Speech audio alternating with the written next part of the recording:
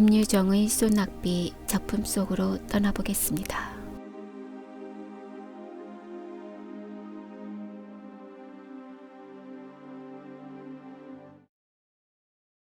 음산한 검은 구름이 하늘에 뭉게뭉게 모여드는 것이 금시라도 비 한 줄기 할 듯 하면서도 여전히 짓궂은 햇발은 겹겹 산속에 묻힌 외진 마을을 통째로 자실듯이 달구고 있었다. 이따금 생각나는 듯 산매 들린 바람은 논밭간의 나무들을 뒤흔들며 미쳐 날뛰었다. 매 밖으로 농군들을 멀리 품앗이로 내보낸 앞말의 공기는 쓸쓸하였다. 다만 맴매탄 미루나무 숲에서 거칠어가는 농촌을 읊는 듯 매미의 애끓는 노래. 매음 매음. 춘호는 자기 집 올 봄에 5원을 주고 사서 얻은 묵삭은 오막살이 집. 방 문턱에 걸터 앉아서 바른 주먹으로 턱을 개고는 봉당에서 저녁으로 때울 감자를 씻고 있는 아내를 묵묵히 노려보고 있었다. 그는 사날밤이나 눈을 안 붙이고 성화를 하는 바람에 농사의 고리싹은 그의 얼굴은 더욱 해쓱하였다. 아내에게 다시 한번 졸라보았다. 그러나 위협하는 어조로 이봐 그래 어떻게 돈 2원만 안 해줄 테요? 아내는 역시 대답이 없었다. 각 잡아온 새댁 모양으로 씻는 감자나 씻을 뿐 잠자코 있었다. 되나 안 되나 좌우간 이렇다 말이 없으니 춘호는 우라가 터져서 죽을 지경이었다. 그는 타곳에서 떠돌아온 몸이라 자기를 믿고 장리를 주는 사람도 없고 또는 그 알량한 집을 팔려 해도 단 2, 3원의 작자도 내닫지 않으므로 앞뒤가 꼭 막혔다마는 그래도 아내는 나이 젊고 얼굴 똑똑하겄다. 돈 2원쯤이야 어떻게라도 될 수 있겠기에 묻는 것인데 들은 채도 안 하니 썩 괘씸한 듯 싶었다. 그는 배를 튀기며 다시 한번 돈 좀 안 해줄 테요? 하고 소리를 빽 질렀다. 그러나 대꾸는 역시 없었다. 춘호는 녹이 충전하여 불현듯 문지방을 떠다밀며 벌떡 일어섰다. 눈을 흡뜨고 벽에 기댄 지게 막대를 손에 잡자 아내의 옆으로 바람같이 달려들었다. 이년아 기집 좋다는 게 뭐여. 남편의 근심도 덜어주어야지. 끼고 자자는 기집이여. 지게 막대는 아내의 연한 허리를 모질게 후렸다. 까부라지는 비명은 모지락스레 찌그러진 울타리 틈을 벗어나간다.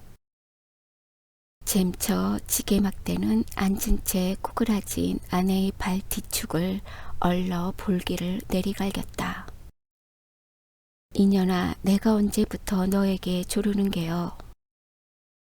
범같이 호통을 치며 남편이 지게 막대를 공중으로 다시 올리며 모질름을 쓸 때 아내는 에그머니 하고 외마디를 질렀다. 연하여 몸을 지치자 거반 엎어질 듯이 쌀이 문 밖으로 내달렸다.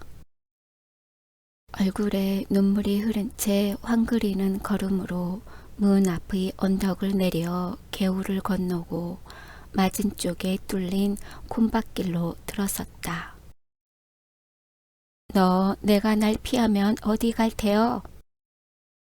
발길을 막는 듯한 의미 있는 호령에 달아나던 아내는 다리가 멈칫하였다. 그는 고개를 돌려 쌀이문 안에 아직도 지게 막대를 들고 섰는 남편을 바라보았다. 어른에게 죄진 어린애같이 입만 쫑깃쫑깃하다가 남편이 뛰어나올까 겁이 나서 겨우 입을 열었다. 새들 엄마 집에 좀 다녀올게요. 쭈뼛쭈뼛 변명을 하고는 가던 길을 다시 횡하게 내걸었다. 아내라고 요새 이 돈 2원이 급시로 필요함을 모르는 바도 아니었다마는 그의 자격으로나 노동으로나 돈 2원이란 감히 땅띵도 못해볼 형편이었다. 버리래야 하잘 것 없는 것. 아침에 일어나기가 무섭게 남에게 뒤질까 영산에 올라 산으로 빼는 것이다. 조그만 종댕이를 허리에 달고 거한 산중에 드문드문 박혀있는 도라지 더덕을 찾아가는 일이었다. 깊은 산속으로 우중충한 돌 틈바귀로 잔약한 몸으로 맨발에 집신짝을 끌며 강파른 산등을 타고 돌려면 젖먹던 힘까지 녹아내리는 듯 진땀이 머리로 발끝까지 쭉 흘러내린다. 아랫도리를 단 외겹으로 두른 낡은 치맛자락은 다리로 허리로 척척 엉기어 걸음을 방해하였다. 땀에 부른 종아리는 거친 숲에 긁혀매어 그 쓰라림이 말이 아니다. 게다가 무거운 흙내는 숨이 탁탁 막히도록 가슴을 찌른다. 그러나 삶의 발버둥치는 순진한 그의 머리는 아무 불평도 일지 않았다. 가뭄에 콩나기로 어쩌다 도라지순이라도 어지러운 숲속에 하나 둘 뾰족이 뻗어오른 것을 보면 그는 그래도 기쁨에 넘치는 미소를 띄었다. 때로는 바위로 기어올랐다. 정이 목 기어오를 그런 험한 곳이면 칡 덩굴에 메어 달리기도 하는 것이었다. 때꾸게 전 무명적삼은 벗어서 허리춤에다 꾹 찌르고는 호랑이 숲이라 이름난 강원도 산골에 메어 달려 길을 쓰고 허비적거린다. 골바람은 지날 적마다 알몸을 두른 치맛자락을 공중으로 날린다. 그제마다 검붉은 볼기짝을 사양없이 내보이는 집덩굴이 그를 본다면 배를 움켜쥐어도 다 못 볼 것이다마는 다행히 그윽한 산골이라 그 꼴을 비웃는 놈은 뻐꾸기 뿐이었다. 이리하여 해동갑으로 해가를 하고 나면 캐어 모은 도라지 더덕을 얼러 사발 가웃 혹은 두어 사발 남짓하게 되는 것이다. 그러면 동리로 내려와 주막거리에 가서 그걸 내주고 보리쌀과 사발 바꿈을 하였다. 그러나 요즘엔 그나마도 철이 겨워 소출이 없다. 그 대신 남의 보리방아를 온종일 찧어주고 보리밥 그릇이나 얻어다가는 집으로 돌아와 농토를 못 얻어 뻔히 노는 남편과 같이 나누는 것이 그날 하루하루의 생활이었다. 그러고 보니 돈 2원커녕 당장 목을 딴 데도 피도 나올지가 의문이었다. 만약 돈 2원을 돌린다면 아는 집에서 보리라도 구워 파는 수밖에는 다른 도리가 없다. 그리고 온 동리의 아낙네들이 치맛바람에 팔자 고쳤다고 쑥덕거리며 은근히 시세우는 새돌 엄마가 아니고는 노는 보리를 가진 사람이 없다. 그런데 도둑이 제발 저리다고 그는 자기 꼴 주제에 재물에 눌려서 호사로운 새돌 엄마에게는 죽어도 가고 싶지 않았다. 새돌 엄마도 처음에는 자기와 같이 천한 농부의 계집이련만 어쩌다 하늘이 도와 동리 부자 양반이 주사와 은근히 배가 맞은 뒤로는 얼굴도 모양내고 옷치장도 하고 밥 걱정도 안 하고 하여 아주 금방석에 뒹구는 팔자가 되었다.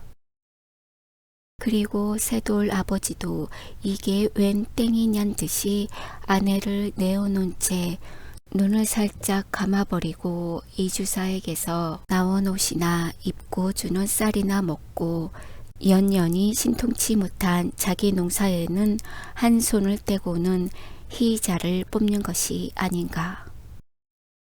사실 말인즉 추노처가 새돌 엄마에게 죽어도 아니 가려는 그 속가닥은 정작 여기 있었다.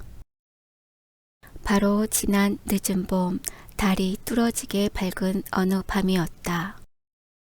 추노가 보름개추를 보러 산모퉁이로 나간 것이 이슥하여도 돌아오지 않으므로 집에서 기다리던 아내가 이젠 자고 오려나 생각하고는 막 드러누워 잠이 들려니까 웬 난데없는 황소 같은 놈이 뛰어들었다. 허둥지둥 추노처를 마구 깔다가 놀라서 으악 소리를 치는 바람에 그냥 달아난 일이 있었다. 어수룩한 시골 일이라 별반 풍설도 아니 나고 쓱싹 되었으나 며칠이 지난 뒤에야 그것이 동리의 부자 이주사의 소행임을 비로소 눈치채었다. 그런 까닭으로 해서 추노처는 새돌 엄마와 직접 관계는 없단데도 그를 대하면 공연스레 얼굴이 뜨뜻하여지고 무슨 죄나 진 듯이 어색하였다.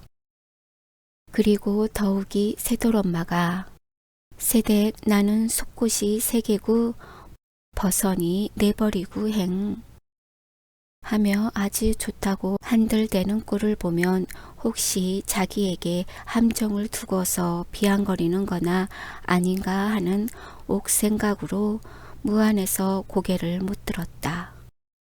한편으로는 자기도 좀만 잘했다면 지금쯤은 새돌 엄마처럼 호강을 할 수 있었을 그런 갸륵한 기회를 깝살라버린 자기 행동에 대한 후회와 애탄으로 말미암아 마음을 괴롭히는 그 쓰라림도 적지 않았다. 그러나 아무러한 욕을 보더라도 나날이 심해가는 남편의 무지한 매보다는 그래도 좀 헐할 게다. 오늘은 한맘 먹고 새돌 엄마를 찾아가려는 것이었다. 추노처는 이번 걸음이 헛발이나 안 칠까 일념으로 심화를 하며 수양버들이 쭉 늘어박힌 농두렁길로 들어섰다. 그는 시골 안악내로는 용모가 매우 반반하였다. 좀 야윈 듯한 몸매는 호리호리한 것이 소위 동리 문자로 외입게나 하염직한 얼굴이었으되 추레한 의복이며 퀴퀴한 냄새는 거지를 볼지른다. 그는 왼손 바른손으로 꺾음내기로 치맛귀를 여며가며 속살이 삐질까 조심조심 걸었다. 감사나온 구름송이가 하늘 신폭을 휘덮고는 차츰차츰 지면으로 젖어 내리더니 그 예 산봉우리에 엉기어 살풍경이 되고 만다. 먼 데서 개 짖는 소리가 앞뒷산을 한적하게 울린다. 빗방울은 하나 둘 떨어지기 시작하더니 차차 굵어지며 무더기로 퍼부어 내린다. 추노처는 길가에 늘어진 밤나무 밑으로 뛰어들어가 비를 거니며 새돌 엄마 집을 멀리 바라보았다. 북쪽 산기슭 눕직한 울타리로 뺑 돌려 두르고 앉아있는 오목하고 맵시 있는 집이 그 집이었다. 그런데 쌀이 문이 꼭 닫힌 걸 보면 아마 새돌 엄마가 농군청에 저녁제 누리를 나르러 가서 아직 돌아오지 않는 모양이었다. 그는 새돌 엄마 오기를 지켜보며 우두커니 서서 기다리고 있었다. 나뭇잎에서 빗방울은 뚝뚝 떨어지며 그의 뺨을 흘러 젖가슴으로 스며든다. 바람은 지날 적마다 냉기와 함께 굵은 빗발을 몸에 들이친다. 비에 쪼르륵 젖은 치마가 몸에 찰싹 휘감기어 허리로, 궁둥이로, 다리로 살의 윤곽이 그대로 비쳐 올랐다. 무던히 기다렸으나 새돌엄마는 오지 않았다. 하도 진력이 나서 하품을 하여 가며 정신없이 서 있노라니 왼편 언덕에서 사람 오는 발자국 소리가 들린다. 그는 고개를 돌려보았다. 그러나 날쌔게 나무 틈으로 몸을 숨겼다. 동이배를 가진 이주사가 지우산을 받쳐 쓰고는 새돌레 집을 향하여 엉덩이를 껍죽거리며 내려가는 길이었다. 비록 키는 작달막 하나 숫 좋은 수염이라든지 온 동리를 털어야 단 하나뿐인 탕건이든지 썩 풍채 좋은 50전후의 양반이다. 그는 쌀이문 앞으로 가더니 자기 집처럼 거침없이 문을 떠다밀고는 속으로 버젓이 들어가 버린다. 이것을 보니 춘호처는 다시금 속이 편치 않았다. 자기는 개돼지같이 무시로 매만 맞고 돌아치는 천덕꾼이다. 안팎으로 기염을 받으며 간들대는 새돌엄마와 사람된 치수가 두드러지게 다름을 그는 알 수가 있었다. 새돌엄마의 호강을 너무나 부럽게 우러러보는 반동으로 자기도 잘만 했더라면 하는 턱없는 희망과 후회가 전보다 몇 갑절 쓰린 맛으로 그의 가슴을 찌푸러뜨렸다. 새돌레 집을 하염없이 건너다 보다가 어느덧 저도 모르게 긴 한숨이 굴러 내린다. 언덕에서 쓸러 내리는 사태물이 발등까지 개흙으로 덮으며 소리쳐 흐른다.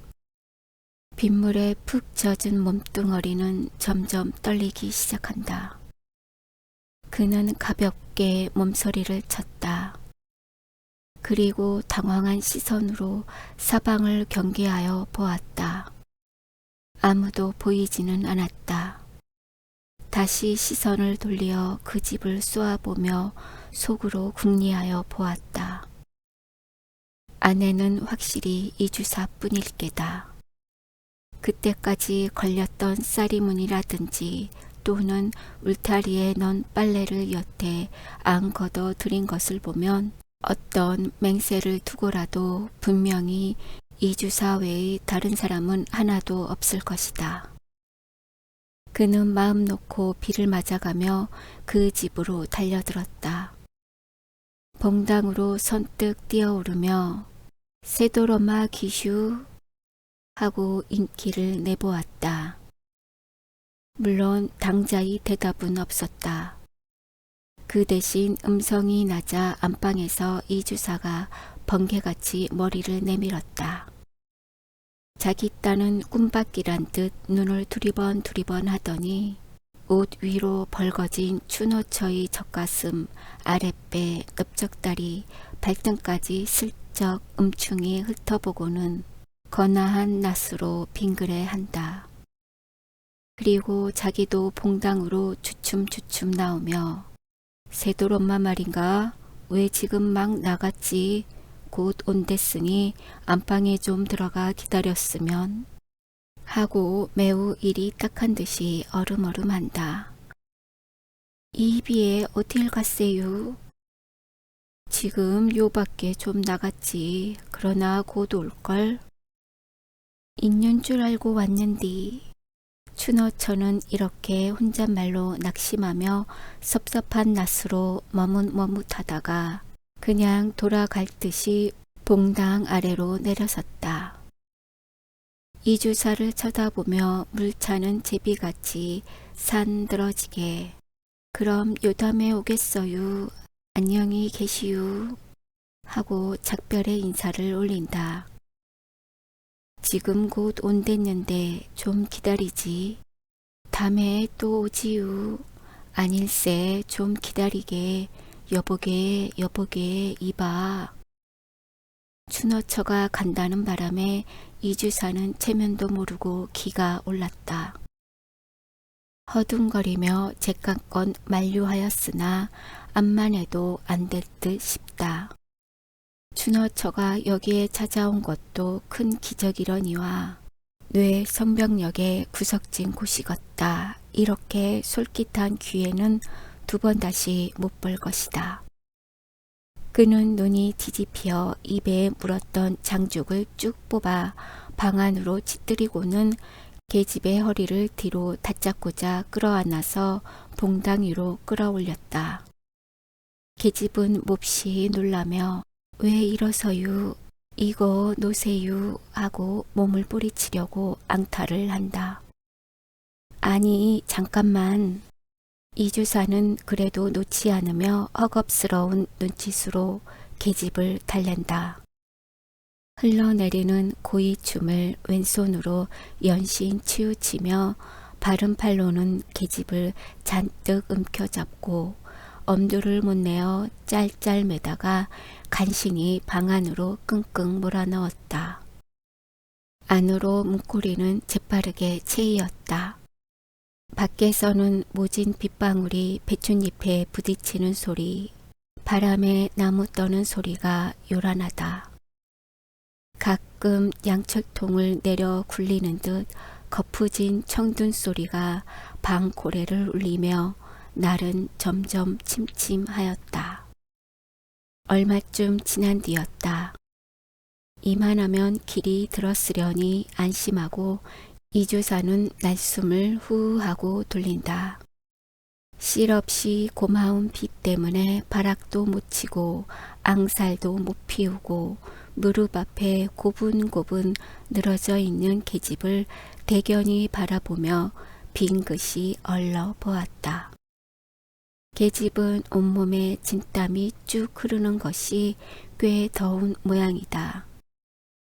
벽에 걸린 쇠돌 엄마의 적삼을 꺼내어 계집의 몸을 말쑥하게 훌 닦기 시작한다. 발끝서부터 얼굴까지. 너 19이라지? 하고 이주사는 취한 얼굴로 얼굴이 물어보았다. 예. 하고 맷떨어진 대답. 계집은 이주사 손에 눌리어 일어나도 못하고 죽은 듯이 가만히 누워있다. 이주사는 계집의 뭉뚱이를 다 씻기고 나서 한숨을 내뿜으며 담배 한 대를 턱 피워 물었다.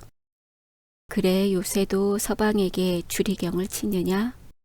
하고 묻다가 아무 대답도 없음에 원 그래서야 어떻게 산단 말이냐. 하루 이틀이 아니고 사람의 일이란 알 수 있는 거냐? 그러다 혹시 맞아 죽으면 정장 하나 해볼 것 없는 거야. 허니 네 명이 아까우면 덮어놓고 민적을 가르는 게 낫겠지.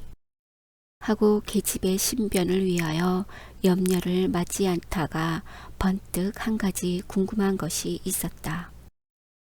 너 참 아이 낳았다 죽었다더구나. 예. 어디 난 듯이나 싶으냐? 계집은 얼굴이 홍당무가 되어지며 아무 말 못하고 고개를 외면하였다. 이주사도 그까짓 것 더 묻지 않았다. 그런데 웬 녀석의 냄새인지 무생채 썩는 듯한 시크무레한 악취가 불시로 고총을 찌르니 눈살을 찌푸리지 않을 수 없다. 처음에야 그런 줄은 소통 몰랐더니 알고 보니까 비위가 좋기 역하였다. 그는 빨고 있던 담배통으로 계집의 배꼽깨를 똑똑히 가리키며 얘 이 살에 때꼽 좀 봐라. 그래 물이 흔한데 이것 좀 못 씻는단 말이냐? 하고 모처럼의 기분이 상한 것이 앵하단 듯이 꺼림한 기색으로 혀를 찼다. 하지만 계집이 참다 이내 무안에 못 이기어 일어나 치마를 입으러 하니 그는 역정을 벌컥 내었다. 옷을 빼앗아 구석으로 동댕이를 치고는 다시 그 자리에 끌어 앉혔다. 그리고 자기 딸이나 착하듯이 아주 대범하게 꾸짖었다. 왜 그리 계집이 달망대니 좀 듬직지가 못하고. 춘어처가 그 집을 나선 것은 들어간 지 약 1시간 만이었다. 비가 여전히 쭉쭉 내린다. 그는 진땀을 있는 대로 흠뻑 쏟고 나왔다. 그러나 의외로 아니 천행으로 오늘 일은 성공이었다. 그는 몸을 쑤치며 생긋하였다. 그런 모욕과 수치는 난생 처음 당하는 봉변으로 지랄 중에도 몹쓸 지랄이었으나 성공은 성공이었다. 복을 받으려면 반드시 고생이 따르는 법이니 이까짓 거야 골백 번 당한데도 남편에게 매나 안 맞고 의좋게 살 수만 있다면 그는 사양치 않을 것이다. 이주사를 하늘같이 은인같이 여겼다. 남편에게 부쳐먹을 농토를 줄 테니 자기의 첩이 되라는 그 말도 죄송하였으나 더욱이 돈 이원을 줄 게니 내일 이맘때 새돌레 집으로 넌지시 만나자는 그 말은 무엇보다도 고마웠고 벅찬 짐이나 푼 듯 마음이 홀가분하였다. 다만 애 켜이는 것은 자기 행실이 만약 남편에게 발각되는 나절에는 대매에 맞아 죽을 것이다. 그는 일변 기뻐하며 일변 애를 태우며 자기 집을 향하여 세차게 쏟아지는 빗속을 가분가분 내리달렸다. 춘호는 아직도 분이 못 풀리어 뿌르퉁하니 홀로 앉았다. 그는 자기의 고향인 인제를 등진 지 벌써 3년이 되었다. 해를 이어 흉작의 농작물은 말못되고 따라 빚쟁이들의 위협과 악다구니는 날로 심하였다. 마침내 할 일 없이 집 세간살이를 그대로 내버리고 알몸으로 밤도주하였던 것이다. 살기 좋은 곳을 찾는다고 나 어린 아내의 손목을 이끌고 이 산 저 산을 넘어 표랑하였다. 그러나 우정 찾아든 곳이 고작 이 마을이나 산속은 역시 일반이다. 어느 산골에 가 호미를 잡아보아도 정은 조그만치도 안 붙었고 거기에는 오직 쌀쌀한 불안과 굶주림이 품을 벌려 그를 맞을 뿐이었다. 터무니없다 하여 농토를 안 준다. 일 구멍이 없음에 품을 못 판다. 밥이 없다.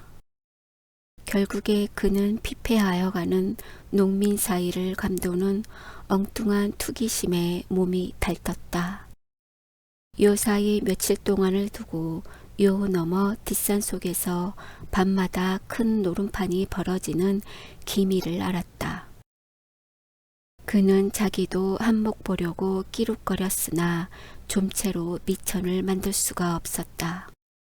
이원, 수나 좋아서 이 이원이 좋아만 잘한다면 금시 발복이 못 된다고 누가 단언할 수 있으랴. 30-40원 따서 독립빚이나 대충 가리고 옷 한 벌 지어 입고는 진절이 나는 이 산골을 떠나려는 것이 그의 배포였다. 서울로 올라가 아내는 안짬을 재우고 자기는 노동을 하고 둘이서 다부지게 벌면 안락한 생활을 할 수가 있을 텐데 이런 산구석에서 굶어 죽을 맛이야 없었다. 그래서 젊은 아내에게 돈 좀 해오라니까 요리 맡긴 조리 맡긴 매만 피하고 곁들어 주지 않으니 그 소행이 여간 괘씸한 것이 아니다. 아내가 물에 빠진 생지고를 하고 집으로 달려들자 미처 입도 벌리기 전에 남편은 이를 악물고 중멱밤을 냅다 붙인다. 너 인연 매만 살살 피하고 어디가 자빠졌다 왔니? 볼치 한 대를 얻어맞고 아내는 오기가 질려 벙벙하였다. 그래도 직성이 못 풀리어 남편이 다시 매를 손에 잡으려 하니 아내는 질겁을 하여 살려달라고 두 손으로 빌며 개신개신 입을 열었다. 내일 대유, 내일 돈, 내일 대유 하며 돈이 변통됨을 삼과 아래는 그의 음성은 절반이 울음이었다. 남편이 반신반의하여 눈을 찌긋하다가 네 하고 목청을 돋궜다. 네, 내일 된다유. 꼭 돼요? 네, 내일 된다유. 남편은 시골 물정에 능통하니 많지 난데없는 돈 2원이 어디서 어떻게 되는 것까지는 추궁에 물으려 하지 않았다. 그는 저기 안심한 얼굴로 방 문턱에 걸터 앉으며 담뱃대에 불을 그었다. 그제야 아내도 비로소 마음을 놓고 감자를 삶으러 부엌으로 들어가려 하니 남편이 곁으로 걸어오며 치근한 듯이 말리었다. 병나 방에 들어가 어여 옷이나 말리어. 감자는 내 삶을게. 먹물같이 짙은 밤이 내리었다. 비는 더욱 소리를 치며 앙상한 그들의 방벽을 앞뒤로 울린다. 천장에서 비는 새지 않으나 집 지은 지가 오래되어 고래가 물러 앉다시피 된 방이라 도배를 못한 방바닥에는 물이 스며들어 기축축하다. 거기다 거적 뭇잎만 덩그렇게 깔아놓은 것이 그들의 침소였다. 석유불은 없어 캄캄한 바로 지옥이다. 벼룩은 사방에서 마냥 스멀거린다. 그러나 등걸잠에 익달한 그들은 천연스럽게 나란히 누워 줄기차게 퍼붓는 밤비 소리를 귀 담아 듣고 있었다. 가난으로 인하여 부부간의 애틋한 정을 모르고 나날이 매질로 불평과 원앙 중에서 복대기던 그들도 이 밤에는 불시로 화목하였다.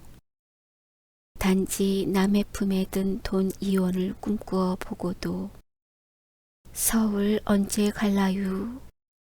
남편의 왼팔을 베고 누웠던 아내가 남편을 향하여 응석 비슷이 물어보았다.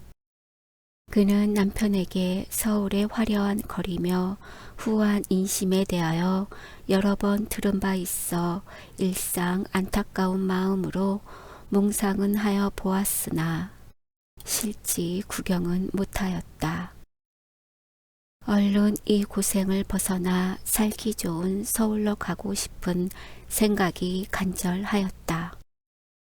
곧 가게 되겠지. 빚만 좀 없어도 갔든 하련만. 빚은 낭중 갚더라도 얼핀 값세다유. 염려 없어. 이달 안으로 꼭 가게 될 거니까.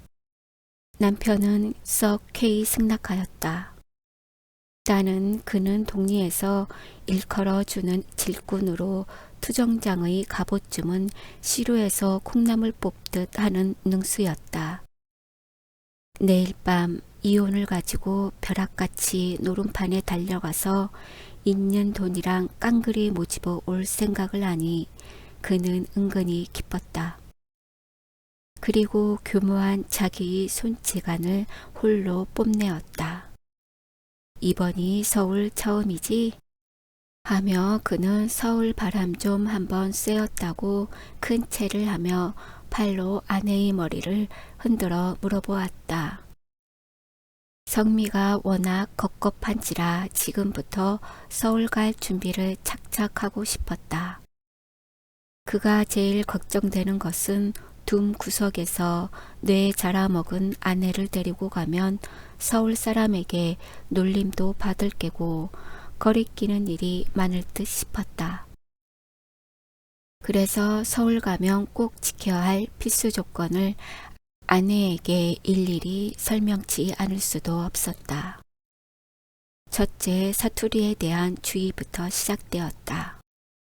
농민이 서울 사람에게 꼬라리라는 별명으로 감 잡히는 그 이유는 무엇보다도 사투리에 있을지니 사투리는 쓰지 말며 합세를 하십니까로 하계유를 하오로 고치되 말끝을 들지 말지라. 또 거리에서 어릿어릿하는 것은 내가 시골뜨기요 하는 얼뜬 짓이니 갈 길은 제게 가고 볼 눈을 또릿또릿이 볼지라 하는 것들이었다. 아내는 그 끔찍한 설교를 귀담아 들으며 모깃소리로 네를 하였다. 남편은 2시간가량을 셀 틈 없이 꼼꼼하게 주의를 다져놓고는 서울의 풍습이며 생활 방침 등을 자기의 의견대로 그럴싸하게 이야기하여 오다가 말끝이 어느덧 화장술에까지 이르게 되었다. 시골 여자가 서울에 가서 안잠을 잘 자주면 몇 해 후에는 집까지 얻어 갖는 수가 있는데 거기에는 얼굴이 예뻐야 한다는 소문을 일찍 들은 바 있어 하는 소리였다. 그래서 날마다 기름도 바르고 분도 바르고 버선도 신고 해서 쥔 마음에 썩 들어야 한참 신바람이 올라 주워 섬기다가 옆에서 새근새근 소리가 들리므로 고개를 돌려보니 아내는 이미 골아져 잠이 깊었다.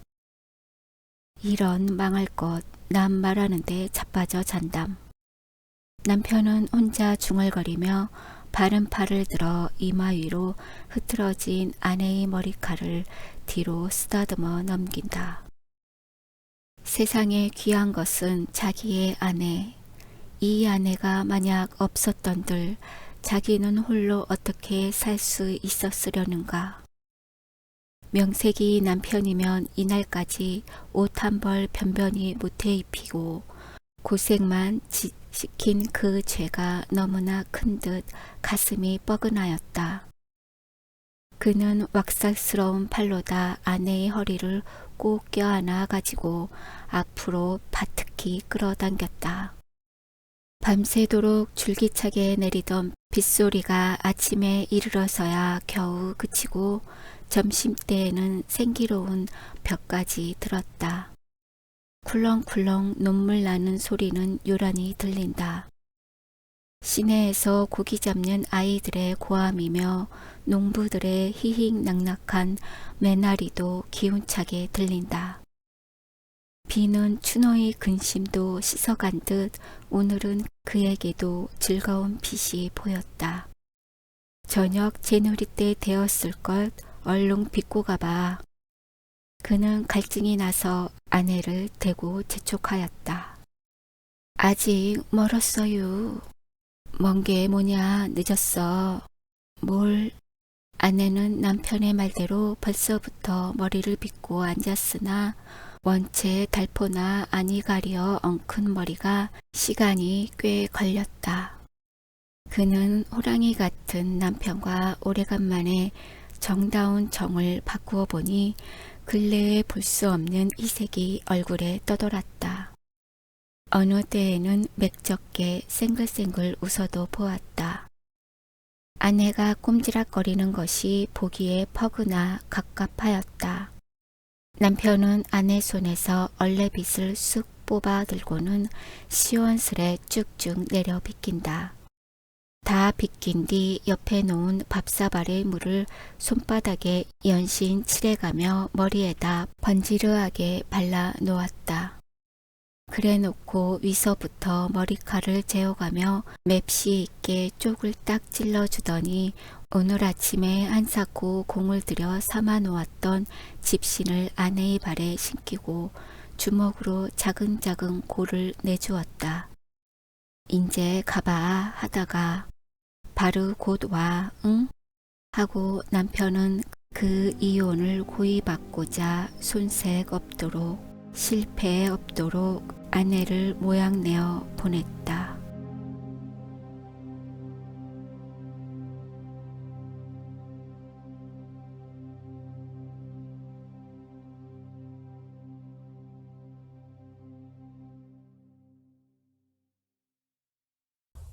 구독, 좋아요 부탁드려요.